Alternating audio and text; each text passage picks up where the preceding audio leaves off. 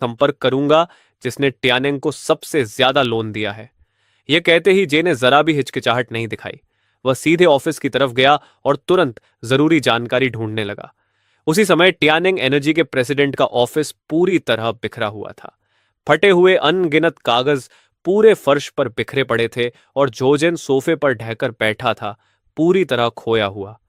उसे अब भी समझ नहीं आ रहा था कि ये सारे प्रोडक्शन इक्विपमेंट आखिर आए कहां से। अचानक टेबल पर रखा एन्क्रिप्टेड फोन तेज आवाज के साथ बज उठा। यह बैंक के सीनियर एग्जीक्यूटिव डायरेक्टर ली से संपर्क करने वाली सीधी लाइन थी। आवाज सुनते ही जोजेन का शरीर जोर से कांप उठा। वह मुश्किल से खड़ा हुआ और कॉल उठाई। फोन के दूसरी तरफ से एक ठंडी पुरुष आवाज आई, डायरेक्टर जोजन, आपकी कंपनी के शेयर प्राइस में असामान्य उतार चढ़ाव हुआ है। फोर्स्ड लिक्विडेशन और एसेट प्लेज की क्लॉजेस पहले ही एक्टिवेट हो चुकी हैं। अब आपको तुरंत कुल 7.2 बिलियन का लोन चुकाना होगा। ट्यानेंग एनर्जी की अब कोई कीमत नहीं बची। यह सुनते ही जोजन का पूरा शरीर ठंडा पड़ गया। वह जानता था कि सामने वाला सच कह रहा है, लेकिन कुछ सेकंड की खामोशी के बाद फोन के दूसरी तरफ से आवाज फिर आई। हालांकि आधे घंटे पहले इनचेन टेक्नोलॉजी ने कॉल किया था। वे शहर के दक्षिणी उपनगर में मौजूद आपके इंडस्ट्रियल पार्क की सभी एसेट्स खरीदने के लिए तैयार हैं, जिसमें फैक्ट्री इक्विपमेंट और लैंड यूज राइट्स भी शामिल हैं। यह सुनते ही जोजेन की आंखों के आगे अचानक अंधेरा छा गया। अपमान और गुस्से ने उसकी समझ पर पूरी तरह कब्जा कर लिया। वह पागलों की तरह चिल्लाया, सपने में भी नहीं। भले ही मैं पूरी फैक्ट्री जला दूं, लेकिन इसे ह्यूज टेक्नोलॉजी को कभी नहीं दूंगा।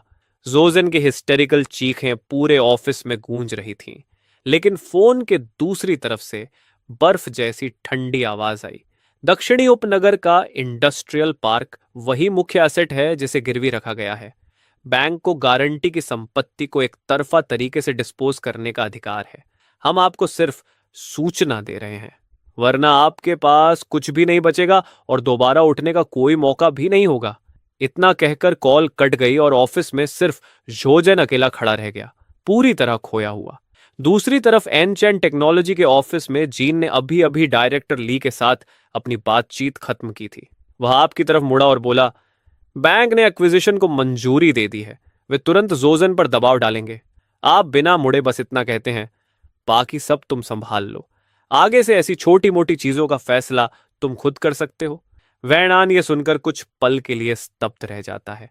वह बहुत हैरान है, लेकिन दिल की हलचल को दबाकर समझ जाता है। मैं सभी डिटेल्स को अच्छी तरह संभाल लूंगा।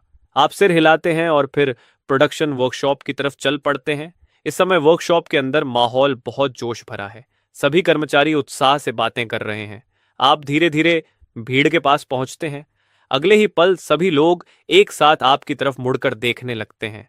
आप चारों तरफ नजर डालते हैं और शांत आवाज में कहते हैं, पिछले कुछ दिनों में आप सबने बहुत मेहनत की है।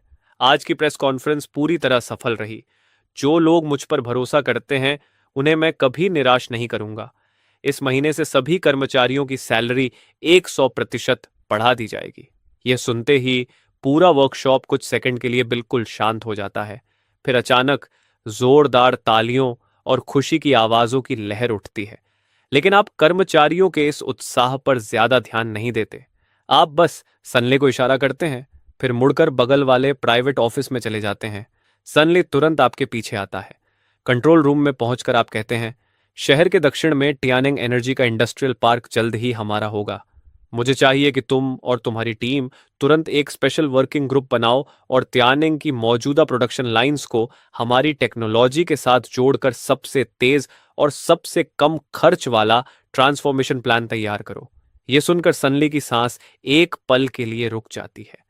उसे उम्मीद नहीं थी कि ट्यानेंग एनर्जी का बिजनेस इतनी जल्दी आपके द्वारा अक्वायर होने वाला है, लेकिन वह जल्दी ही खुद को संभाल लेता है। ट्यानेंग की प्रोडक्शन लाइंस सीधे सीधे यूएन चेन नंबर 1 बैटरी को प्रोड्यूस नहीं कर सकती और ट्रांसफॉर्मेशन में भी काफी समय लगेगा।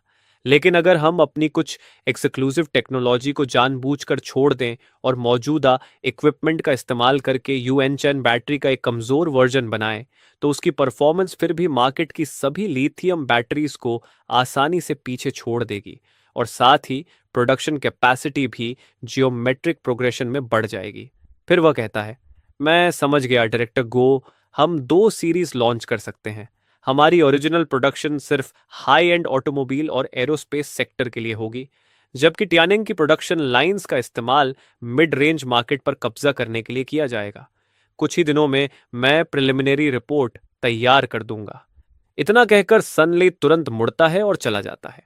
थोड़ी देर बाद जीन कंट्रोल रूम का दरवाजा खोलकर अंदर आता है और स्थिर कदमों से आपकी तरफ बढ़ता है। बैंक ने हमारे एक्विजिशन ऑफर को अप्रूव कर दिया है और तियन एनर्जी की एसेट प्रिजर्वेशन प्रोसीजर भी शुरू कर दी है। उन्होंने हमारी लगभग सभी शर्तें मान ली हैं। लेकिन आप बस एक नज़र डालते हैं और कहते हैं, मैंने कहा था ना, ये सब तुम खुद तय करो। मैंने अभी सनले के साथ एक प्लान की बात की है, उस पर नज़र रखो। अगर और कुछ नहीं है तो मैं जा रहा हूं। इतना कहकर आप खड़े होते हैं और बाहर निकल जाते हैं। अब आप कुछ सामान खरीदने जा रहे हैं और फिर अपोकलिप्टिक माइनिंग जारी रखने वाले हैं, है ना? आधे घंटे बाद आप ग्लोबल वेयरहाउस होलसेल मार्केट पहुंचते हैं, जो पूरे शहर के सबसे बड़े डिस्ट्रीब्यूशन सेंटर्स में से एक है। आप चारों तरफ देखते हैं और सीधे मार्केट मैनेजमेंट ऑफिस में चले जाते हैं। नमस्ते, मुझे कुछ सामान का बड़ा बैच खरीदना है। इतना कहकर आप एक कागज निकालकर टेबल पर रख देते हैं। मैनेजर उस लिस्ट को कैजुअली उठाकर पढ़ना शुरू करता है, लेकिन अगले ही पल उसका चेहरा अचानक जम जाता है। 500 टन रिफाइंड राइस और 500 टन आटा, 100 टन फ्रोजन पोक, 100 टन बीफ और 100 टन मटन। सर, क्या आपको यकीन है कि आपसे कोई गलती नहीं हुई? आप कुछ नहीं कहते, बस अपनी बैंक कार्ड की लिमिट दिखा देते हैं। ये देखकर मैनेजर तुरंत चापलूसी भरी मुस्कान के साथ कहता है, सम्मानित ग्राहक, यह हमारे लिए गर्व की बात है। मैं अभी तुरंत व्यवस्था करता हूं। मैं गारंटी देता हूं कि अगले कुछ घंटों में आपका सारा माल तैयार कर दिया जाएगा। इसके बाद पूरा होलसेल मार्केट अचानक हरकत में आ जाता है। अनगिनत फोकलिफ्ट्स और मजदूर तुरंत काम पर लगा दिए जाते हैं। चावल के बोरे और जमे हुए मांस के कार्टन गोदामों से निकाले गए और फिर उन्हें दर्जनों बड़े कंटेनर ट्रक्स पर लाद दिया गया। इसी समय माल की क्वालिटी चेक करने के बहाने आपने मार्केट के पीछे एक अस्थायी ट्रांजिट वेयरहाउस किराए पर ले लिया। जल्दी ही सामान से भरे ट्रक उस गोदाम में आने लगे। सूची में मौजूद सामान तेजी से जमा होकर छोटे छोटे पहाड़ जैसा बन गया। थोड़ी ही देर में सब कुछ डिलीवर हो गया और आपने बिना झिझक भुगतान कर दिया। इस वजह से मैनेजर और भी ज्यादा उत्साहित हो गया और कहने लगा कि अगर आप अगली बार फिर उससे खरीदेंगे तो वह आपको सबसे ज्यादा डिस्काउंट देगा। थोड़ी देर बाद आपने सभी लोगों को वापस भेज दिया। फिर आप चावल के बोरों के उस छोटे पहाड़ के सामने खड़े हुए और हल्के से हाथ हिलाया। अगले ही पल वह पूरा सामान हवा में गायब हो गया और सीधे आपके डायमेंशनल वेयरहाउस के अंदर दिखाई देने लगा। पूरा प्रोसेस बिल्कुल शांत और बेहद एफिशिएंट था। इसके अलावा आपने टनों के हिसाब से तेल, नमक और चीनी भी खरीदी। साथ ही दीवारों जितने ढेर में canned food, compression biscuits, instant noodles और अनगिनत दवाइयां व मेडिकल डिवाइसेस भी ले लिए। इसके अलावा आपने 100 से ज्यादा बैरल पेट्रोल और डीजल भी मंगवाए। जब आपने देखा कि आपके डायमेंशनल स्पेस में अभी भी थोड़ी जगह बची है, तो आप तुरंत एक बड़े कंस्ट्रक्शन मटेरियल्स और हार्डवेयर मार्केट की तरफ गाड़ी चलाकर गए और तरह तरह के इंडस्ट्रियल मटेरियल्स, यहां तक कि कुछ सीएनसी मशीन टूल्स और 3D प्रिंटिंग इक्विपमेंट भी खरीद लिए। जब आपका डायमेंशनल वेयरहाउस पूरी तरह भर गया, तब आप ट्रक चलाकर वापस कन्वीनियंस स्टोर की तरफ लौटे। तभी वही परिचित वेटलेस फीलिंग फिर से आई। आपने देखा कि सामने की दुनिया मुड़ने और सिकुड़ने लगी। अगले ही पल आप फिर से एपोकलिप्टिक दुनिया में पहुंच गए। आपने शांत होकर इस यात्रा के सेंसरी इंपैक्ट को महसूस किया।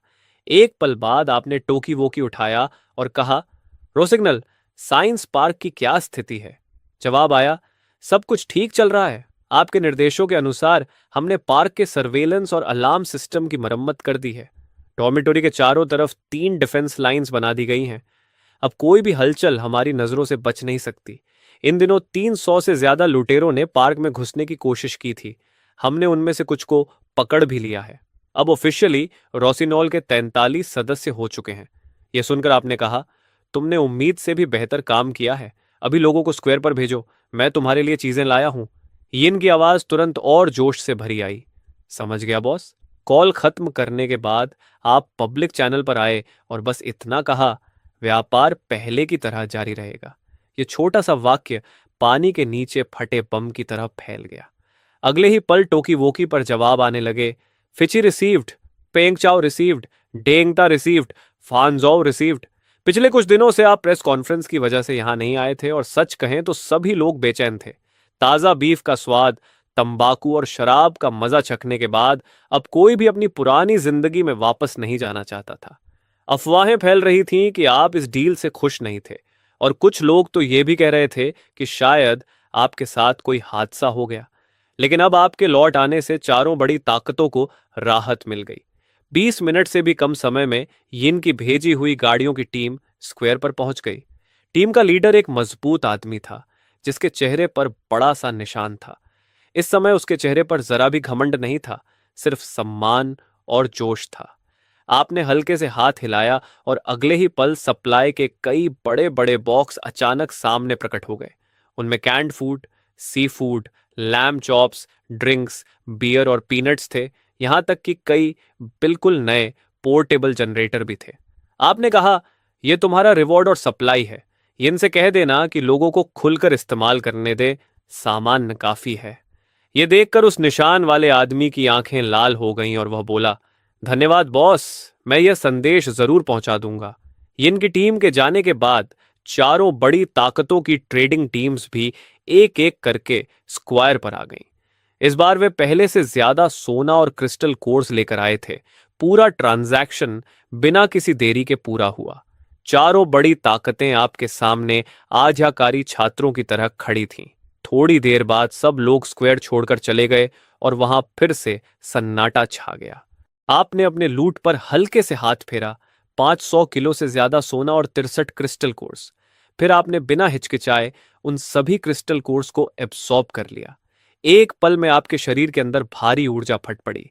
आपकी टेलीकिनेसिस की ऊपरी सीमा आसानी से 500 किलो से ऊपर पहुंच गई। उसी समय आपका डिमेंशनल वेयरहाउस भी फैल गया और एक नई स्पेशल स्किल अनलॉक हो गई। अब आप मेंटल एनर्जी खर्च करके 20 मीटर के दायरे में अपनी इच्छा से ब्लिंक कर सकते थे। जब तक आपकी मेंटल एनर्जी खत्म ना हो, आप कम से कम 30 बार ब्लिंक कर सकते थे। इसके बाद आपने टेस्ट करना शुरू किया। आपने अपनी टेलीकाइनेसिस को एक सिक्के पर केंद्रित किया और उसे झटके से फेंका। अगले ही पल वह सिक्का सुपरसोनिक स्पीड से उड़ गया। अपने शरीर में उमड़ती ताकत को महसूस करके आप जोर से हंस पड़े। यही तो पोस्ट एपोक्लिप्टिक दुनिया का असली नियम था। इसके बाद आपने टोकी वोकी पर फांजो से संपर्क किया और कहा, ज्युयान और वांग शोमिंग को स्क्वायर पर मेरे पास भेजो। जवाब तुरंत आया, मैं अभी व्यवस्था करता हूं। बेलू की आवाज में कोई सवाल नहीं था। जल्दी ही फांजो की गाड़ियों की टीम स्क्वायर पर पहुंच गई। कई हथियारबंद सैनिक ज्युयान और वांग शोमिंग को एस्कॉर्ट करके लाए। दोनों आदमी तेजी से आपके पास आ गए। एक पल बाद आप दुकान की तरफ बढ़े और बोले, मुझे और चिप्स चाहिए, मैं उन्हें कहां से पा सकता हूं? वांग शोमिंग ने गहरी सांस ली और कहा, 3 प्रोडक्शन बेस हैं, लेकिन हालात बिल्कुल अच्छे नहीं हैं। पहला शहर के उत्तर के हेवी इंडस्ट्रियल जोन में है, जो ज़ॉम्बीज से भरे सबसे घने इलाकों में से एक है।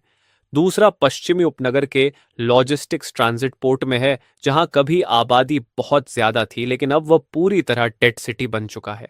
तीसरा बहुत दूर है और मौजूदा ट्रैफिक कंडीशंस में वहां पहुंचना बेहद मुश्किल है। त्यानक्विन कंपनी के पास स्टोर नंबर 7 बैटरी के अलावा और कौन सी टेक्नोलॉजी है? यह सुनते ही वांग चुंगिन और जुयुआन एक दूसरे की तरफ देखने लगे।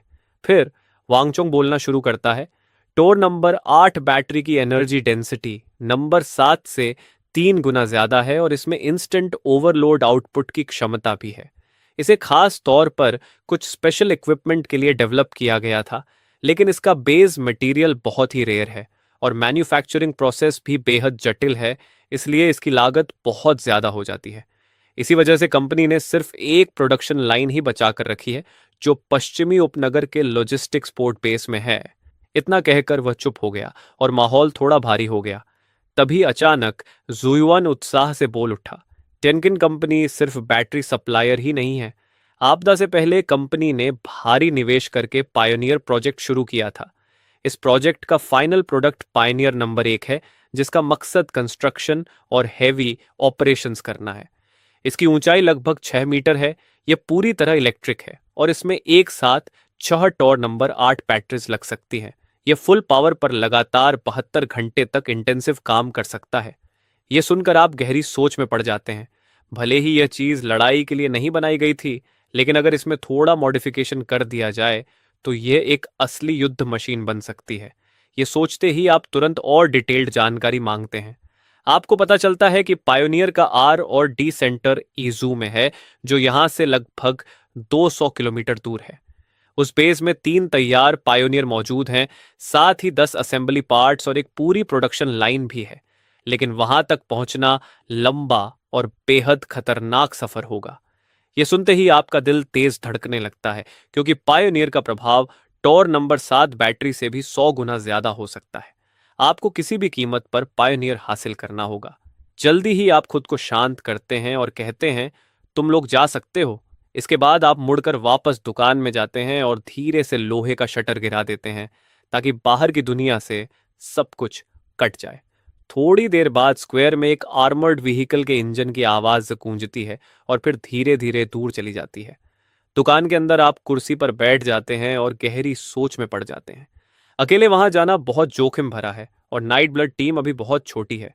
चारों बड़ी ताकतों के लोगों की संरचना भी बहुत जटिल है और उनका इक्विपमेंट भी एक जैसा नहीं है, इसलिए उनके साथ घुसना भी आसान नहीं होगा। फिलहाल तो पश्चिमी उपनगर का लॉजिस्टिक्स पोर्ट भी घुसने के लिए बेहद मुश्किल जगह है।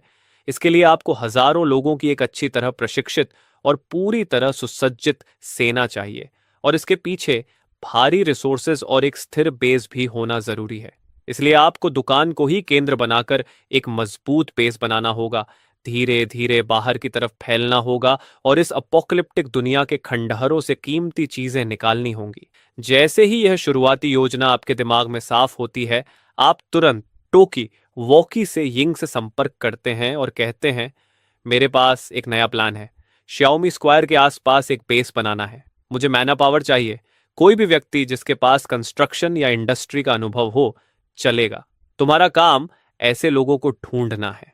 यह सुनकर यिंग की सांस थोड़ी तेज हो जाती है, लेकिन वह अपने शौक को दबाते हुए तुरंत कहती है, मैं अभी इसका इंतजाम करती हूं। कॉल खत्म करने के बाद आप तुरंत पब्लिक चैनल खोलते हैं और कहते हैं, यह शाओगू बोल रहा है। मैं सेंट्रल स्क्वायर पर एक परमानेंट ट्रेडिंग पॉइंट और सेफ जोन स्थापित करने जा रहा हूं। बड़े स्तर पर कंस्ट्रक्शन कल से शुरू होगा।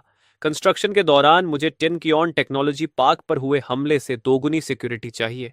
सप्लाईज रोज के हिसाब से दी जाएंगी। ये शब्द चारों बड़ी ताकतों के नेताओं के दिल पर हथौड़े की तरह लगे। वे हैरान भी थे और गुस्से में भी, लेकिन उनके पास कोई दूसरा विकल्प नहीं था, क्योंकि आपके पास लगभग अनंत रिसोर्सेस थे और आपको चारों ताकतों के हिस्सों की बिल्कुल चिंता नहीं थी। फिलहाल इससे भी ज्यादा जरूरी काम सामने था। आप एक कागज निकालते हैं और पीछे जल्दी जल्दी पेन से स्केच बनाना शुरू करते हैं। शाओमी को स्टार्टिंग पॉइंट बनाकर पूरे सेंट्रल स्क्वायर को कोर एरिया बनाया जाएगा। पहला कदम होगा एक विशाल दीवार बनाना, ऐसी दीवार जो बड़े पैमाने के सीज को झेल सके और भारी म्यूटेंट्स के टकराव को भी रोक सके। शुरुआती अनुमान के मुताबिक इसकी ऊंचाई कम से कम 10 मीटर होगी और मोटाई 3 मीटर से कम नहीं होगी। दीवार रीइंफोर्स्ड कंक्रीट से बनेगी और उसके अंदर high strength alloy steel plates को स्केलेटन की तरह एम्बेड किया जाएगा। यह निस्संदेह एक विशाल परियोजना थी और इसके लिए जरूरी मटेरियल्स की मात्रा लगभग एस्ट्रोनॉमिकल थी। लेकिन आपकी नज़र में यह कोई समस्या नहीं थी। आपको बस एक बहुत बड़ा वेयरहाउस और एक लंबी परचेस लिस्ट चाहिए थी। इसी समय सुबह होने लगी और रोलिंग डोर के सामने शिवांग के कई सर्वाइवर्स उम्मीद भरी नजरों से खड़े थे। आप शाओम से बाहर निकलते हैं और सीधे कहते हैं, मैं वर्कर्स भर्ती करने जा रहा हूं। रोज 3 वक्त का खाना मिलेगा और मांस जितना चाहो उतना। यह सुनते ही सभी सर्वाइवर्स में तुरंत हलचल मच गई।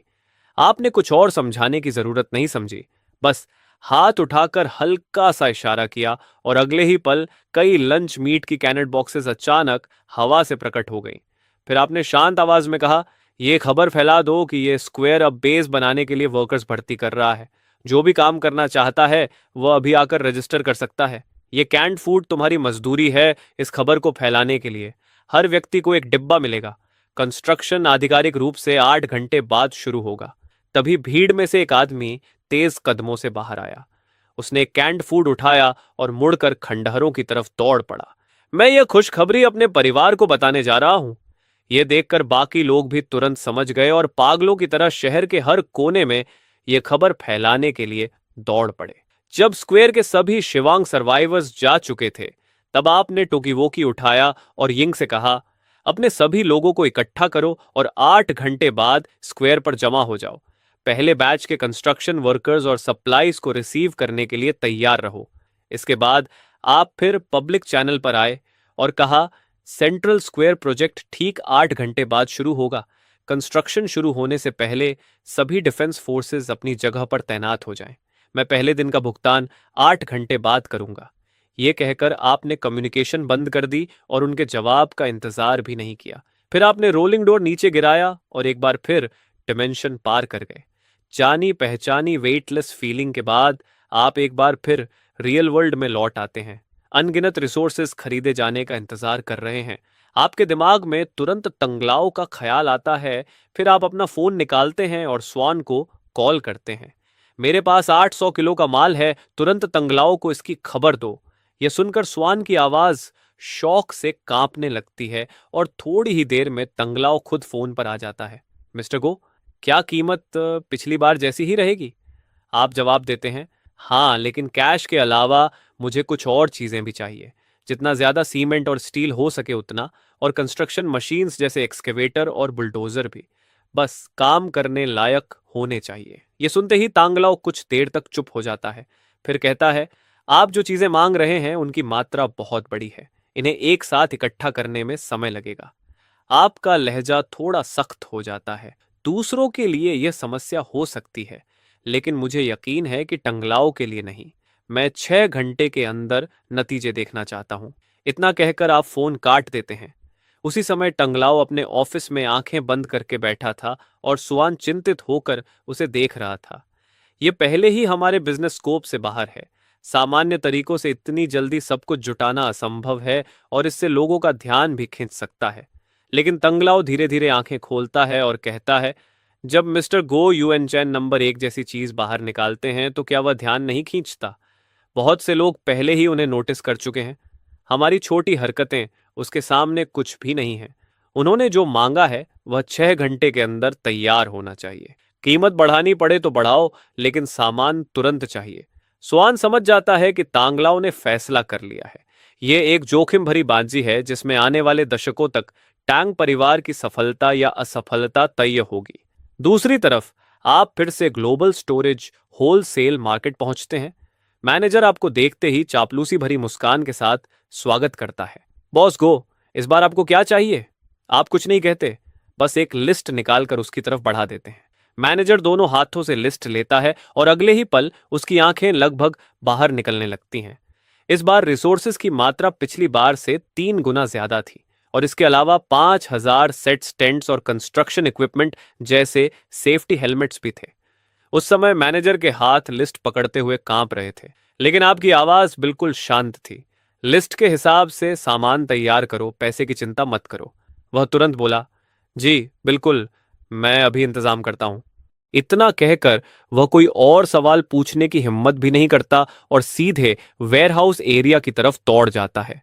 पूरा होलसेल मार्केट फिर से पागलों की तरह काम में लग जाता है, जबकि आप पिछली बार वाले ट्रांजिट वेयरहाउस के दरवाजे पर खड़े होकर ट्रकों से अंदर आते रिसोर्सेज को देखते रहते हैं। थोड़ी देर बाद जब आखिरी बॉक्स भी डायमेंशनल वेयरहाउस में स्टोर हो जाता है, तभी स्वान का मैसेज आता है, सब तैयार है, शहर के पूर्व में अबैंडन्ड इंडस्ट्रियल पार्क में खड़ा है, किसी भी समय डिलीवरी के लिए तैयार। उसी समय जीन का भी कॉल आता है। एनर्जी डिपार्टमेंट के डायरेक्टर जीत आपसे मिलना चाहते हैं। उन्हें हमारी बैटरीज और फ्यूचर प्रोडक्शन कैपेसिटी प्लानिंग में बहुत दिलचस्पी है। कल सुबह 10 बजे वे खुद अपनी टीम के साथ यानचंग टेक्नोलॉजी का दौरा करेंगे।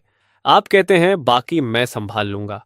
त्यानेंग प्रोडक्शन पार्क के एक्विजिशन के लिए शुरुआती कैपिटल लगभग 300 मिलियन चाहिए। जीन जवाब देता है, कोई समस्या नहीं, मैं इसका इंतजाम कर दूंगा। इसके बाद आप कॉल काट देते हैं। थोड़ी देर बाद आप टीजीने विला पहुंचते हैं, जहां स्वान पहले से दरवाजे पर आपका इंतजार कर रहा होता है। आप ट्रक का कंपार्टमेंट खोलते हैं और कुछ बॉक्सेस की तरफ इशारा करते हुए कहते हैं, सब कुछ यहीं है, लोगों से कहो अंदर ले जाएं। स्वान तुरंत व्यवस्था करता है और आपको लिविंग रूम में ले जाता है। वहां तांगलाओ गर्मजोशी भरी मुस्कान के साथ बैठा था।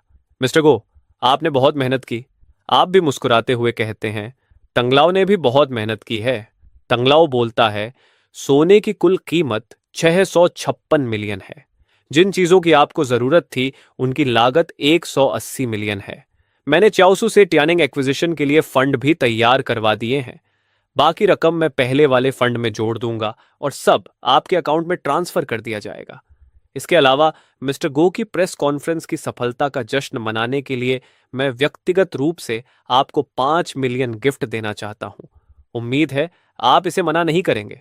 ये अब किसी सामान्य बिजनेस डील जैसा नहीं लग रहा था। तंगलाओ हंसते हुए कहता है, जब आपने यू इन चेन नंबर 1 निकाला था तभी मुझे समझ आ गया था कि आप साधारण इंसान नहीं हैं। मैं बूढ़ा हो चुका हूं लेकिन टंग परिवार को आगे बढ़ना है, इसलिए मैंने तय किया है कि मैं आपके साथ खड़ा रहूंगा। आपको जो भी चाहिए जब तक मैं कर सकता हूं मैं कभी मना नहीं करूंगा। और हाँ, मैंने डायरेक्टर जगने से भी बात कर ली है।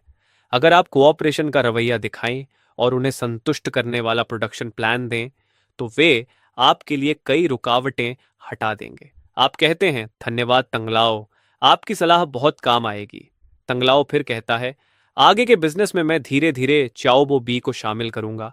उम्मीद है मिस्टर गो इसे बुरा नहीं मानेंगे। इसके बाद सीमेंट और स्टील बार्स के बड़े बड़े ढेर तैयार किए जाते हैं। फिर आप ट्रक लेकर कन्वीनियंस स्टोर की तरफ लौटते हैं। शटर गिराने के बाद आप तुरंत डायमेंशन पार कर लेते हैं। अगले ही पल आप फिर से अपोकलिप्टिक दुनिया में होते हैं।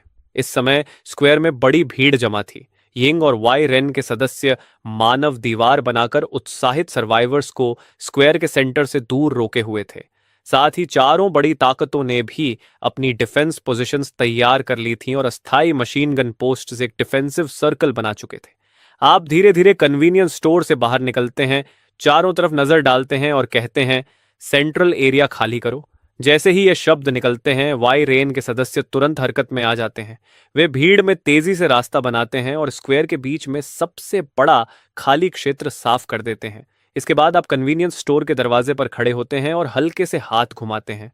अगले ही पल सैकड़ों सीमेंट के बोरे अचानक आसमान से गिरते हैं और जमीन पर एकदम साफ सुथरे ढंग से ढेर होकर जम जाते हैं। इसके बाद स्टील की सरियों के बंडल, रेत और बजरी के पहाड़ और कई टूल बॉक्स भी प्रकट होने लगे। लेकिन यह तो बस शुरुआत थी। सबकी हैरान निगाहों के सामने भारी कंस्ट्रक्शन मशीन्स जोरदार आवाज के साथ जमीन पर उतरने लगीं। मैदान में तुरंत हैरानी भरी आवाजें गूंज उठीं, लेकिन आपने उनकी तरफ ध्यान नहीं दिया। आप सीधे यिंग से बोले, सभी इंजीनियर्स और टेक्नीशियंस को ढूंढो, उन्हें इक्विपमेंट चेक करने दो।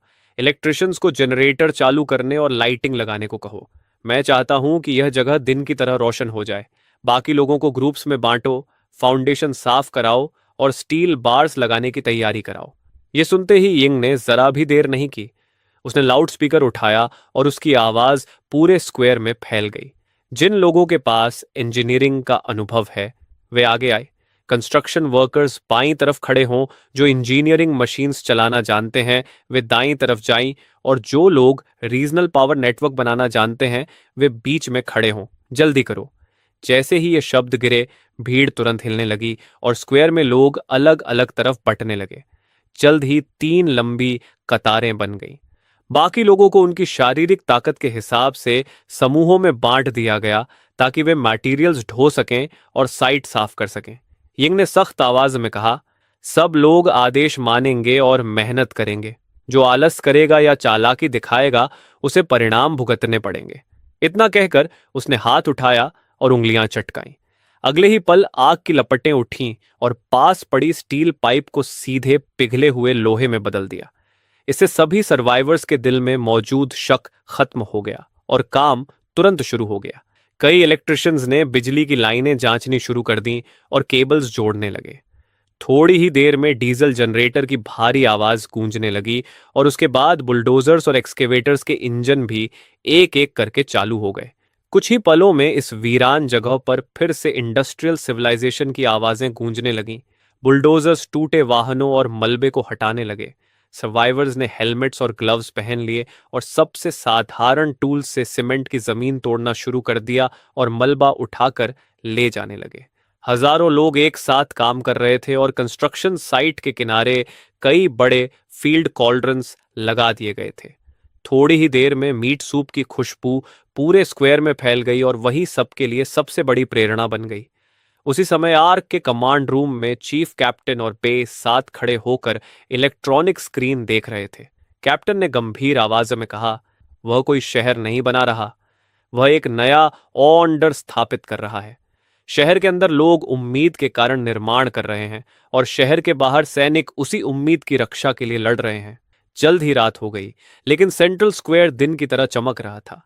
कटिंग मशीन के नीचे स्टील बार से चिंगारियां उड़ रही थीं। बुलडोजर्स छोड़ी हुई मिट्टी को गहरी खाइयों में धकेल रहे थे।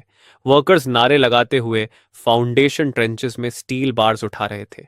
उस पल ऐसा लग रहा था जैसे दुनिया फिर से एपोक्लिप्स से पहले के समय में लौट आई हो। तभी यिंग की टीम के एक अवेकेंड मेंबर ने जोर से चिल्लाया, होश में रहो, जल्दी काम खत्म करो और जल्दी खाना खाओ।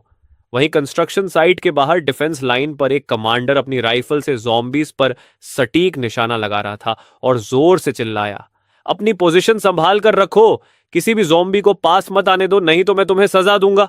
तभी अचानक यिंग डिफेंस लाइन के पीछे दिखाई दी और बोली, मिस्टर गो ने कहा है कि तुम लोग आज की पेमेंट लेने के लिए अपने रिप्रेजेंटेटिव्स भेजो। ये सुनते ही चारों कमांडर्स के चेहरों पर खुशी की चमक आ गई। वे तुरंत यिंग के साथ स्क्वायर के सेंटर की तरफ चले गए। उसी समय आप कन्वीनियंस स्टोर के एंट्रेंस पर खड़े होकर सब कुछ देख रहे थे। जैसे ही वे पास आए, आपने हल्के से हाथ हिलाया और अगले ही पल रिसोर्सेज के कई छोटे छोटे पहाड़ हवा से प्रकट हो गए। 200 से ज्यादा meat cans, survival biscuits, drinking water, घावों के इलाज के लिए मेडिसिन, यहां तक कि स्ट्रॉन्ग अल्कोहल की पेटियां और सैकड़ों सिगरेट भी। चारों कमांडर्स वहीं खड़े रह गए, पूरी तरह स्तब्ध। आपने शांत आवाज में कहा, यह पहले दिन का रिवॉर्ड है, तुम चारों अपने अपने लोगों के लीडर हो, इसे कैसे ले जाना और बांटना है यह तुम्हारा काम है। इतना कहकर आप मुड़ते हैं और वापस दुकान में चले जाते हैं।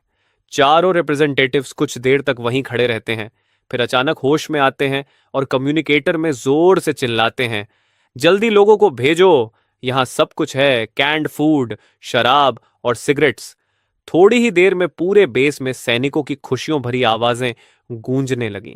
जल्द ही चारों बड़ी ताकतों के ट्रक्स गरजते हुए स्क्वायर में पहुंच गए और रिप्रेजेंटेटिव्स के निर्देश में वे तेजी से रिसोर्सेज लॉट करने लगे। लेकिन तभी जब पूरा स्क्वायर खुशी के माहौल में डूबा हुआ था, पब्लिक चैनल पर अचानक एक घबराई हुई आवाज गूंज उठी, पूर्व के ब्लॉक 3 में ज़ॉम्बी हॉर्ड आ रही है, उनकी संख्या गिनना भी असंभव है। यह सुनते ही सैनिकों की मुस्कान जम गई और कंस्ट्रक्शन साइट के सर्वाइवर्स भी डर से घबराने लगे। तभी स्कॉर्पियन ने कम्युनिकेटर छीनकर जोर से चिल्लाया, अपनी पूरी ताकत लगा दो, हथियार कसकर पकड़ो और पूरी ताकत से गोली चलाओ, सामने पहली डिफेंस लाइन बनाओ। उसके शब्द गिरते ही बाकी कमांडर्स ने भी वही आदेश दे दिए। सैनिकों का मनोबल अचानक बहुत ऊंचा हो गया। वे तुरंत कॉम्बैट पोजीशन में आ गए और अपनी बंदूकें सड़क के अंत की तरफ तान दी। लेकिन कंस्ट्रक्शन साइट पर अफरा तफरी फैलने लगी। कई सर्वाइवर्स ने अपने टूल्स फेंक दिए और भागने की कोशिश करने लगे। तभी यिंग की ठंडी आवाज गूंजी, जो भी हिलेगा वह अभी मारा जाएगा। मिस्टर गो पीछे से देख रहे हैं, यह कंस्ट्रक्शन साइट ही सबसे सुरक्षित जगह है। अगर जीना चाहते हो तो काम करते रहो। यह सुनकर भीड़ थोड़ी शांत हो गई, लेकिन डर अभी भी बाकी था। तभी जमीन में कंपन और साफ महसूस होने लगा और सड़क के अंत में ज़ॉम्बी होर्ड समुद्र की लहरों की तरह उमड़ती हुई दिखाई देने लगी। अगले ही सेकंड गोलाकार डिफेंस लाइन पर लगी दर्जनों मशीन गन्स एक साथ आग उगलने लगीं। गोलियों की बारिश ने ज़ॉम्बी होर्ड में बड़े बड़े छेद खोल दिए। उसी समय रात के आसमान में विस्फोटों की आवाज गूंज उठी। सैनिकों ने ज़ॉम्बीज को लगभग 200 मीटर दूर तक रोके रखा, लेकिन उनकी संख्या बहुत ज्यादा थी और हालात धीरे धीरे मुश्किल होते जा रहे थे। तभी ज़ॉम्बी हॉर्ड के पीछे से एक भारी गूंजती हुई आवाज आई और एक विशाल म्यूटेंट ज़ॉम्बी दिखाई दिया। उसका पूरा शरीर मोटी सींग जैसी कठोर परत से ढका हुआ था। उसने डिफेंस लाइन की परवाह किए बिना सीधे हमला कर दिया। अचानक यिंग के हाथ से आग की एक लपट निकली और म्यूटेंट ज़ॉम्बी का सिर पल भर में छेद दिया गया। उसका शरीर इनर्शिया की वजह से लुढ़कता हुआ आगे बढ़ा और आखिर में फोर्टिफिकेशन से टकरा कर रुक गया, जिससे सैंडबैग्स और स्टील बैरियर्स बिखर गए। लेकिन वह राक्षस दोबारा कभी खड़ा नहीं हो सका।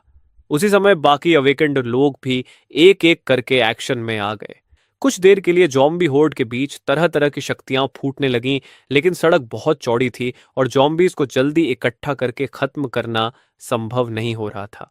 कम्युनिकेशन चैनल पर चीखें और मदद की पुकारें गूंजने लगीं और हालात लगातार बिगड़ते जा रहे थे। सैनिक बहादुरी से लड़ रहे थे, फिर भी डिफेंस लाइन में दरारें पड़ने लगीं। दर्जनों ज़ॉम्बीज गोलियों की बौछार को पार करके डिफेंस लाइन तक पहुंच गए और सैनिकों को हाथापाई की लड़ाई लड़नी पड़ी। जैसे जैसे ज़ॉम्बीज बढ़ते गए, पूरी डिफेंस लाइन डगमगाने लगी। कंस्ट्रक्शन साइट पर सर्वाइवर्स डर से कांप रहे थे। कुछ लोग जमीन पर सिकुड़कर बैठ गए थे और माहौल भारी अंधेरे जैसा हो गया था। ठीक उसी समय आप कन्वीनियंस स्टोर से बाहर निकले। अगले ही पल आपकी आकृति गायब हो गई और आप ज़ॉम्बी होर्ड के ऊपर हवा में दिखाई देने लगे। ये देखकर सभी की नजरें आपकी तरफ उठ गईं। आपके सामने एक लकड़ी का बॉक्स प्रकट हुआ, जो टूटते ही दर्जनों स्टील बॉल्स हवा में फैल गईं। आप हवा में स्थिर रहते हुए ज़ॉम्बी होर्ड की तरफ इशारा करते हैं और हल्के से हाथ घुमाते ही वे स्टील बॉल्स एक धातु की बौछार बनकर बिजली की तरह आगे निकल जाती हैं। उनकी आवाज इतनी तेज थी कि मशीन गन की गोलियों की आवाज भी दब गई। एक ही पल में डिफेंस लाइन के सामने खड़े ज़ॉम्बीज टुकड़ों में बिखर गए। तुरंत दूसरी लहर चली, फिर तीसरी, फिर चौथी। जहां भी वह धातु की धारा गुजरती, वहां सिर्फ तबाही रह जाती। आप मानो एक इंसानी गैटलिंग गन बन गए थे।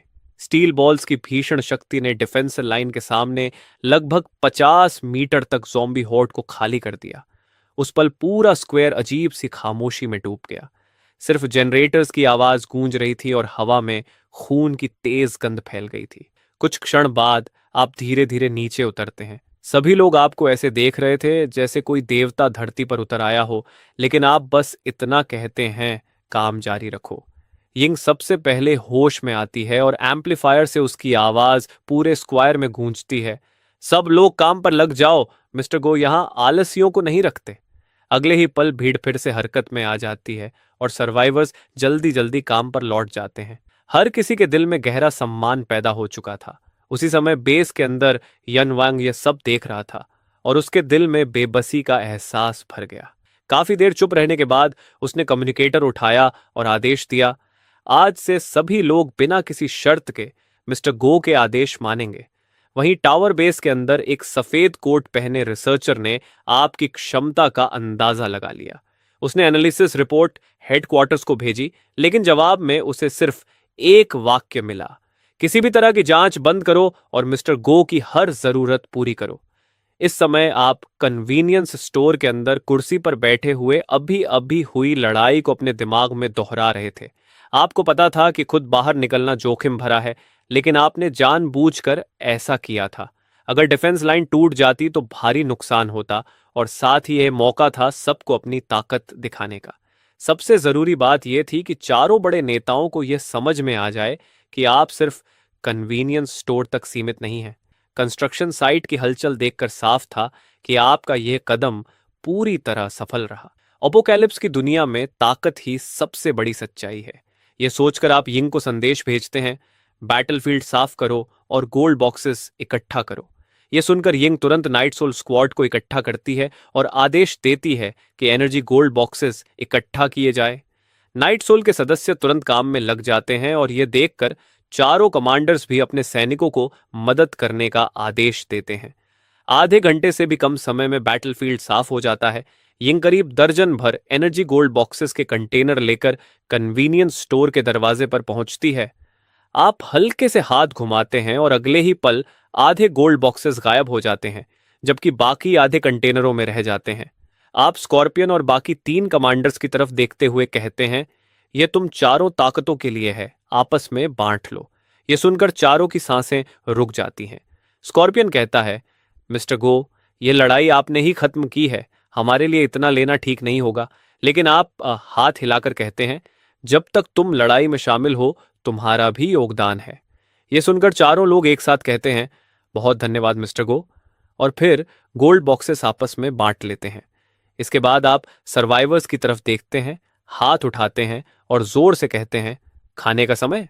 अगले ही पल जोरदार जयकारे गूंज उठते हैं। सर्वाइवर्स अपने टूल्स फेंक कर पागलों की तरफ फील्ड कॉल्ड्रंस की तरफ दौड़ पड़ते हैं। वाई रेन के सदस्य तुरंत आगे आकर व्यवस्था बनाए रखते हैं, लाइन में खड़े हो जाओ, जो लाइन तोड़ेगा उसे आज खाना नहीं मिलेगा। यह सुनते ही सभी शांत हो जाते हैं और लंबी कतार में खड़े हो जाते हैं। थोड़ी ही देर में खाना बांटा जाने लगता है।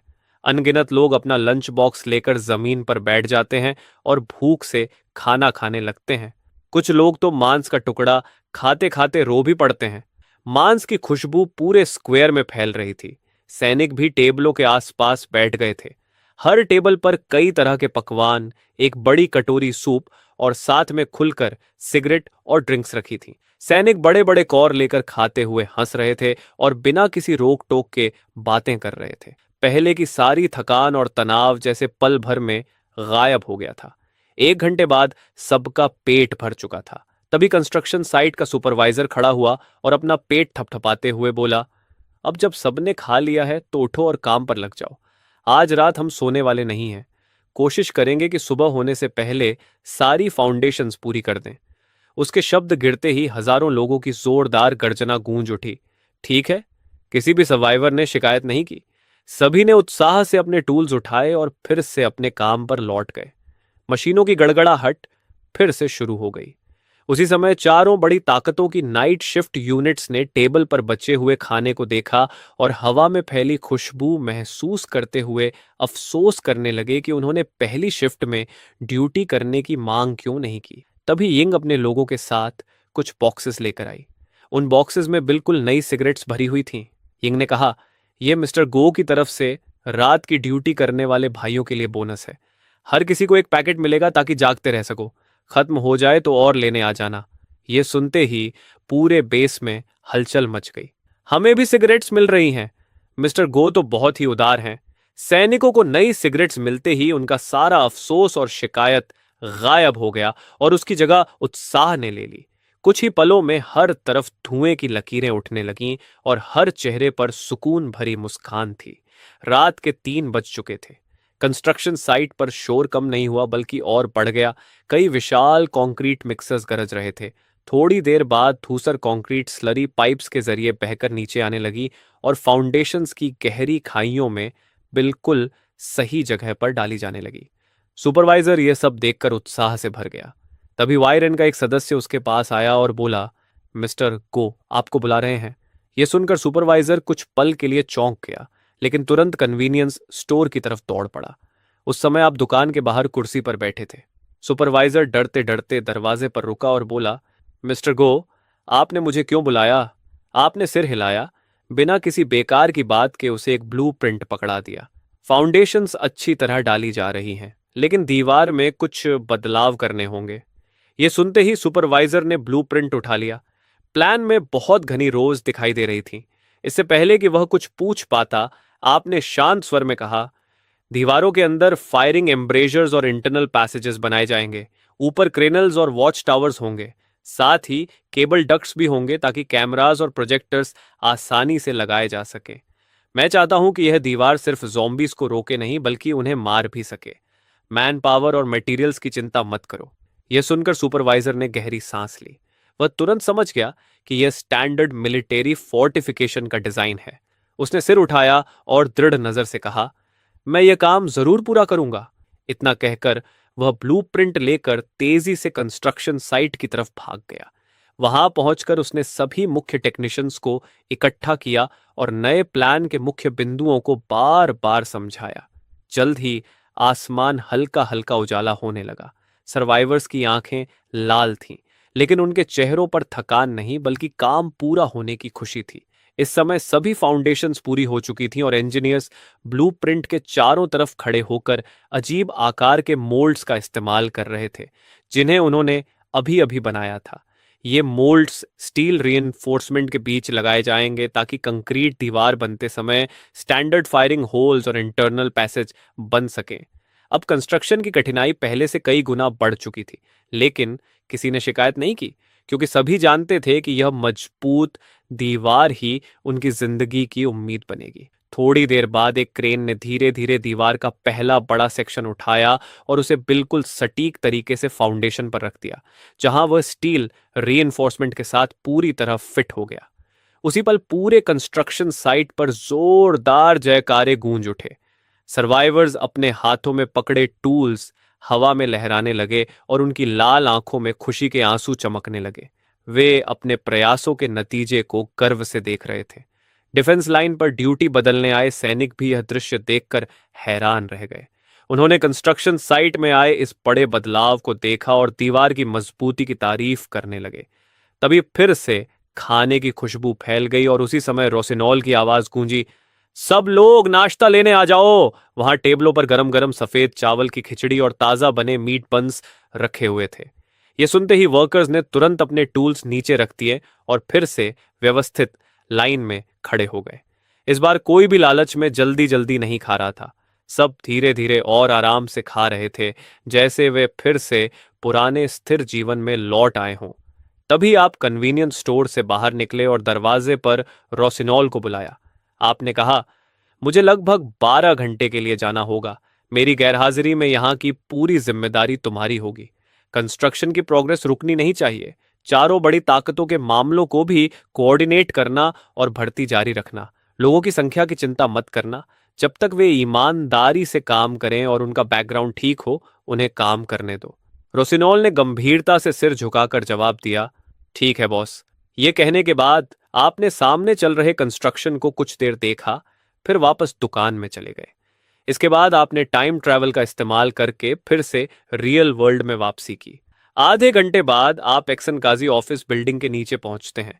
वहां जिन पहले से दरवाजे पर आपका इंतजार कर रहा था, उसने कहा, प्रेसिडेंट गो, डायरेक्टर जान ऊपर लाउंज में आपका इंतजार कर रहे हैं। आप सिर हिलाते हैं और जिन के साथ बिल्डिंग के अंदर चले जाते हैं। थोड़ी ही देर में आप लाउंज तक पहुंच जाते हैं। आप देखते हैं कि एक मध्यम उम्र का आदमी कुर्सी पर बैठा है। वही एनर्जी मिनिस्ट्री के डायरेक्टर जान है और उनके पीछे एक सेक्रेटरी खड़ी है। आपको देखते ही डायरेक्टर जान खड़े हो जाते हैं और मुस्कुराकर कहते हैं, मिस्टर गो सच में युवा और प्रतिभाशाली हैं। आप भी हाथ बढ़ाकर मुस्कुराते हुए कहते हैं, नमस्ते डायरेक्टर जान। इसके बाद दोनों पक्ष बैठ जाते हैं। जिन प्रक्रिया के अनुसार कंपनी का डेवलपमेंट प्लान प्रस्तुत करना शुरू करता है। डायरेक्टर जान ध्यान से सुनते हैं और उनकी सेक्रेटरी तेजी से नोट्स लिखती रहती है। लगभग 15 मिनट बाद जिन की प्रस्तुति खत्म हो जाती है। सबसे पहले डायरेक्टर जान बोलते हैं, मैंने यह टेक्निकल रिपोर्ट पढ़ी है। इसे सच में क्रांतिकारी कहा जा सकता है, लेकिन मैं यह जानना चाहता हूं कि इस टेक्नोलॉजी का स्रोत कितना विश्वसनीय है। आगे होने वाले टेक्निकल अपग्रेड सुरक्षित हैं या नहीं, और प्रोडक्शन को फिर से शुरू करने की गति कितनी तेज होगी। यह सुनकर जिन थोड़ा घबरा जाता है, लेकिन आपके चेहरे पर कोई बदलाव नहीं आता। आप शांत स्वर में कहते हैं, टेक्नोलॉजी का स्रोत एक कमर्शियल सीक्रेट है, इसलिए मैं उसे उजागर नहीं कर सकता, लेकिन मैं गारंटी देता हूं कि यह टेक्नोलॉजी पूरी तरह मेरे व्यक्तिगत नियंत्रण में है और इसमें कोई पैटेंट डिस्प्यूट नहीं है। आगे के अपग्रेड्स 5वीं जनरेशन तक पहले से प्लान किए जा चुके हैं और प्रोडक्शन 1 महीने के अंदर फिर से शुरू किया जा सकता है। इस प्रक्रिया को धीमा करने वाली एक ही चीज हो सकती है, कुछ एडमिनिस्ट्रेटिव अप्रूवल प्रोसीजर्स। यह सुनकर डायरेक्टर जान के होठों पर एक अर्थपूर्ण मुस्कान आती है। वह कहते हैं, अप्रूवल प्रोसीजर्स की चिंता आपको नहीं करनी चाहिए, लेकिन मेरे पास एक सुझाव है। मैं चाहता हूं कि राज्य निवेश करके एक नई जॉइंट कंपनी बनाए और इसे मिलकर विकसित करे, ताकि YXIG सीरीज बैटरीज का उत्पादन किया जा सके। इसके बदले राज्य आपको पूर्ण राजनीतिक समर्थन देगा। जिन आपकी तरफ घबरा कर देखने लगता है। आप समझ जाते हैं कि इसका मतलब है कि राज्य यक्सिंग काजी को अपने ढांचे में शामिल करना चाहता है और आपको अपनी सबसे महत्वपूर्ण चीज सौंपनी पड़ेगी। अगले ही पल आप मुस्कुराते हैं और कहते हैं, प्रस्ताव अच्छा है, लेकिन शायद आप एक बात गलत समझ रहे हैं। अगर मैं आज यहां बैठा हूं तो यह राज्य से मदद मांगने के लिए नहीं, बल्कि राज्य को एक मौका देने के लिए है। एनर्जी रेवोल्यूशन में नेतृत्व की स्थिति लेने का मौका। सहयोग की बात करें तो मैं एक नई सेल्स कंपनी बना सकता हूं जो सेना और राज्य के स्ट्रैटेजिक प्रोजेक्ट्स को संभालेगी, जबकि वाइक्सिंग काजी रिसर्च रिजल्ट्स का 90% अपने पास रखेगी। यही मेरी बॉटम लाइन है। आपके शब्द गिरते ही कमरे का माहौल तुरंत ठंडा पड़ जाता है। डायरेक्टर जान का चेहरा साफ तौर पर गंभीर हो जाता है। वह सख्त आवाज में कहते हैं, राज्य की मंजूरी के बिना आपकी बैटरी इस इमारत से बाहर भी नहीं जा सकेगी। यह सुनकर आप कुर्सी पर पीछे टिक जाते हैं और आराम से कहते हैं, आपको क्या लगता है ज्यादा महत्वपूर्ण क्या है, अप्रूवल प्रोसीजर्स या यह कि राज्य पूरी तरह एनर्जी कंस्ट्रेंट से मुक्त हो जाए? WD टेक्नोलॉजी की एनर्जी डेंसिटी योंग 1 से 3 गुना ज्यादा है और उसका प्रोटोटाइप टेस्टिंग स्टेज में पहुंच चुका है। मेरी टेक्नोलॉजी चीन में भी रह सकती है, लेकिन यह किसी दूसरे देश में भी जा सकती है। यह सुनते ही डायरेक्टर जान की पीठ पर ठंडी सिहरन दौड़ जाती है। अगर यह टेक्नोलॉजी किसी विदेशी देश के हाथ लग गई तो वह इस जिम्मेदारी को नहीं उठा पाएंगे। कुछ पल सोचने के बाद डायरेक्टर जान अचानक खड़े हो जाते हैं और कहते हैं, कृपया मुझे एक फोन कॉल करने दें। यह कहकर वह अपना मोबाइल लेकर रिसेप्शन रूम से बाहर चले जाते हैं।